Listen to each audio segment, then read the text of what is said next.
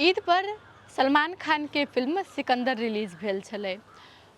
सलमान खान ईद पर film release करै छथिन कियाक तऽ बेसी कमाई होइ छै ओहि दुआरे। मुदा एहि बेर पूरा उल्टा भेलै।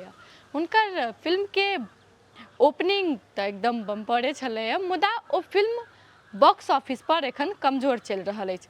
बॉक्स ऑफिस में जेहन कमाई होबक चाही तेहन कमाई नहीं भऽ रहल छै, कियाक तऽ ओहि कारण से जतेक भी स्थान में भारत के शहर सब में लागऽ वाला छलै फिल्म सब, ओहि में से कतेको शहर में ओ फिल्म लागऽ से रद्द भऽ गेलै।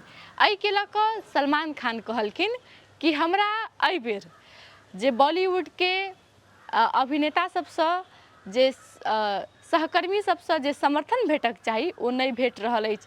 ताहि के कारण हमर फिल्म के एहन अवस्था जा रहल अछि।